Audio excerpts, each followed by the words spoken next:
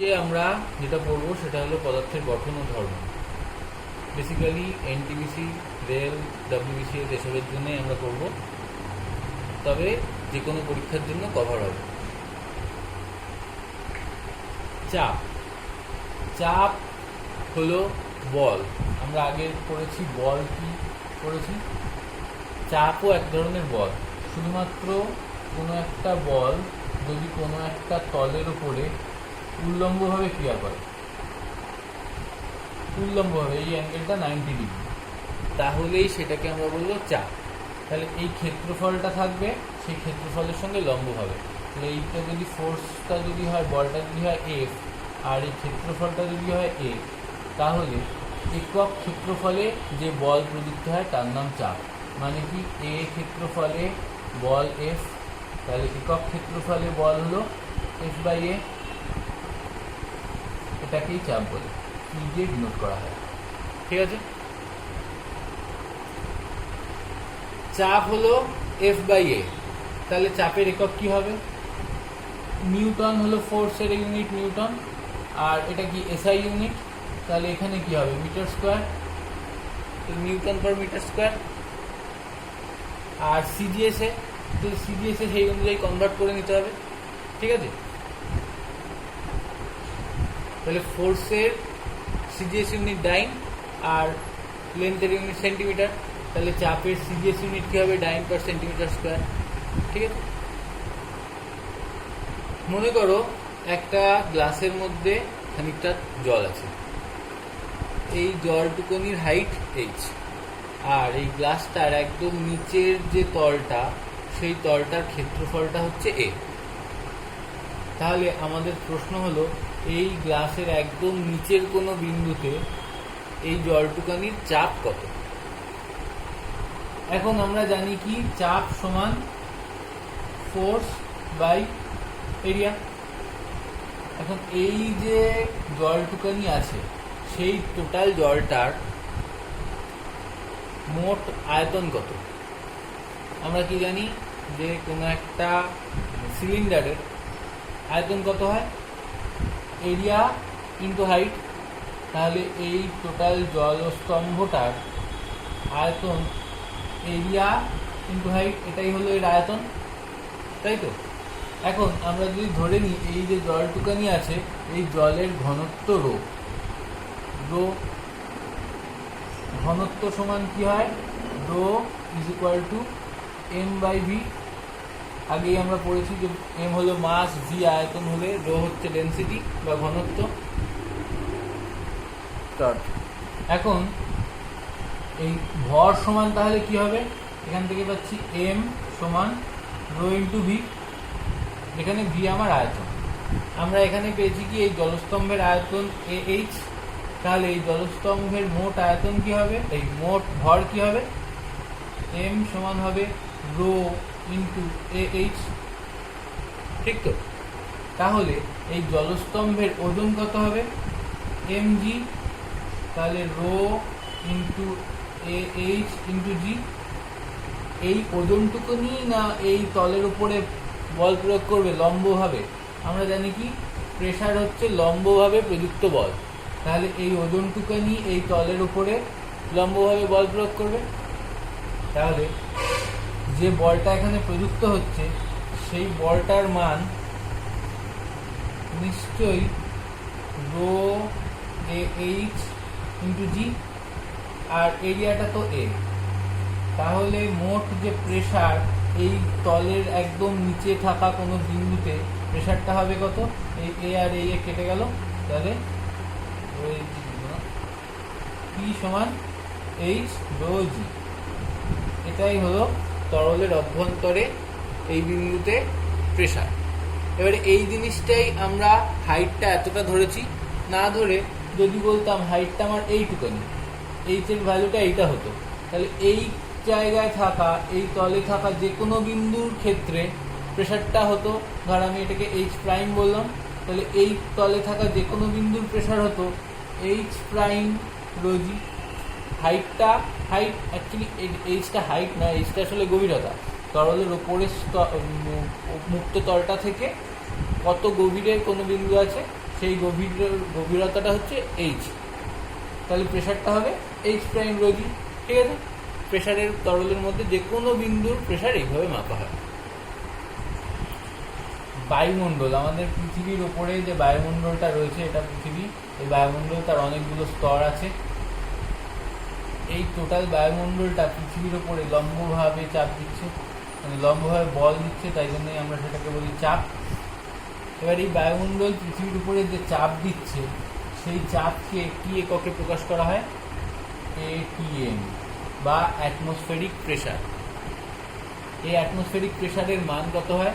1 ATM সমান হয় 76 centimetre পারস্তম্ভের চাপ। এটা কিরকম? যদি একটা টেস্ট টিউবের মধ্যে আমি পারদ রাখি, তাহলে এই পারদটা যখন 76 সেন্টিমিটার হাইটের পারদ হয়, এই পারদটুকানির যা চাপ সেইটাই হয় 1 অ্যাটমসফেরিক প্রেশারের ভ্যালু। বোঝা গেছে? 76 সেন্টিমিটার কলামের মানে হাইটের একটা পারস্তম্ভ, তার এই জায়গায় যা চাপ, এইটুকানির চাপ এখানে যত, সেটা 1 অ্যাটমসফেরিক প্রেশারের সমান।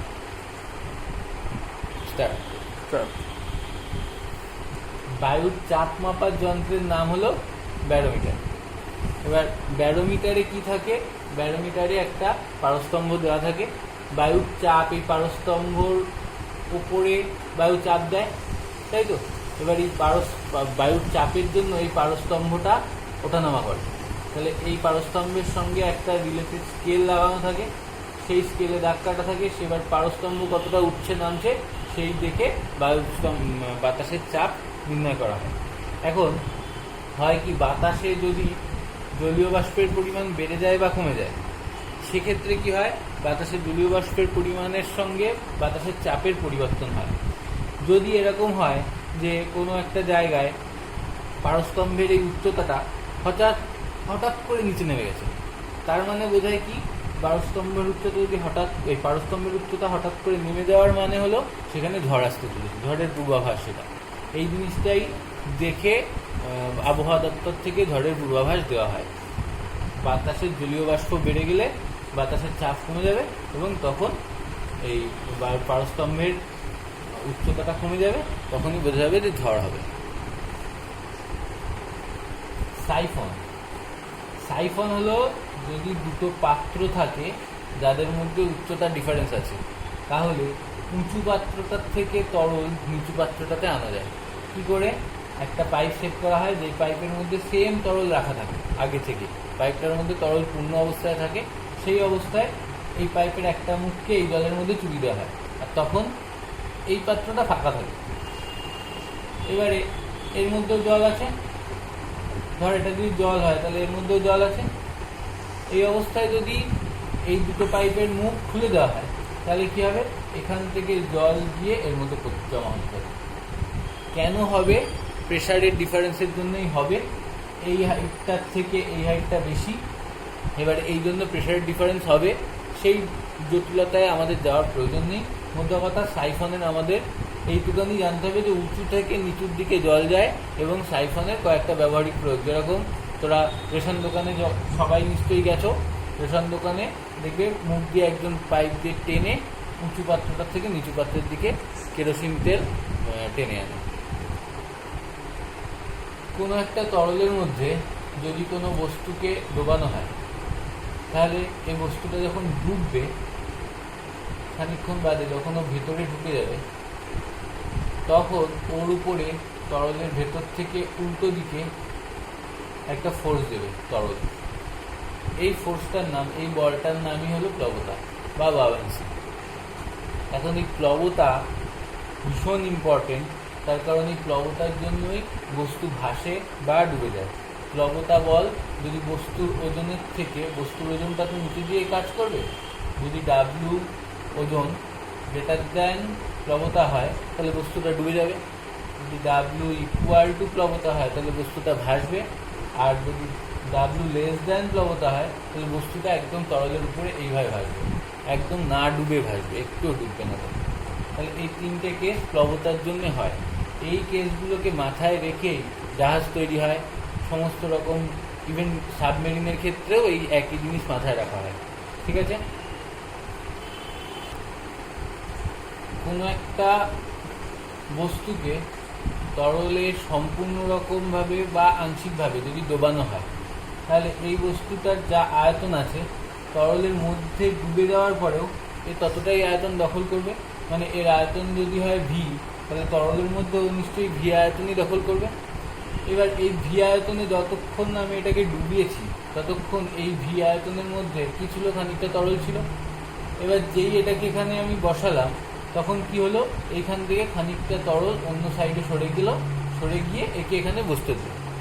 তাহলে এই যে ঘটনাটা, এই ঘটনাটাকে কাজে লাগিয়েই আর্কিমিডিজের নীতিটা তৈরি হয়েছে।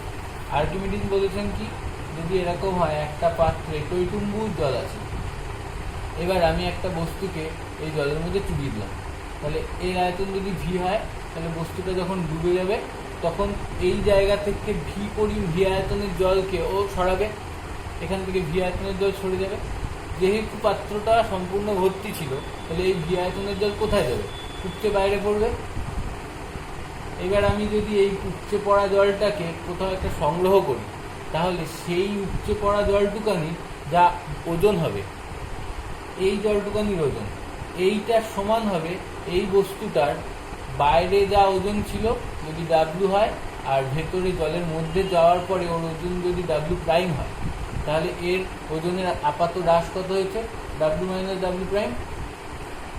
বাইরের ওজনের থেকে ভেতরের ওজনে ওর আপাত হ্রাস এটা হয়েছে, এই হ্রাসটাই হবে এইটুকানি তরলের ওজনের সমান।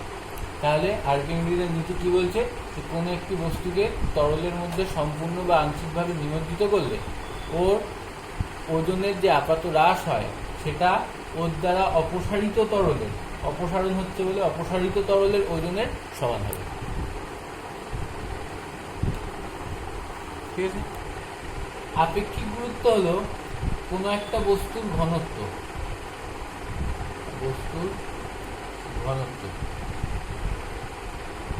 বাই 4 ডিগ্রি সেলসিয়াস উষ্ণতায়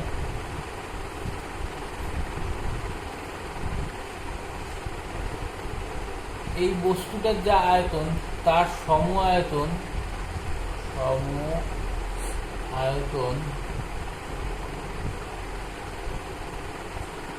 জলের ভর বা জলের ঘনত্ব, এটাকেই বলবো আপেক্ষিক গুরুত্ব। ঠিক আছে। এইবারে ঘনত্ব মানে কি, ঘনত্ব মানে রো, তাহলে বস্তুটার ঘনত্ব রো, আর 4 ডিগ্রি সেলসিয়াস উষ্ণতায় সমায়তন জলের ঘনত্ব, সেটাকে আমি বললাম রো ওয়াটার।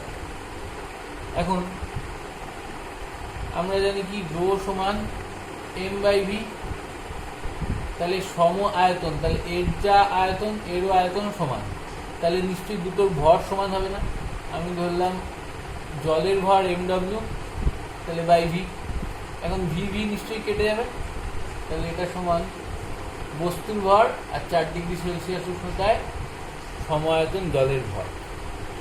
তাহলে আপেক্ষিক গুরুত্বকে ঘনত্ব দিয়েও প্রকাশ করা যায়, ভর দিয়েও প্রকাশ করা যায়।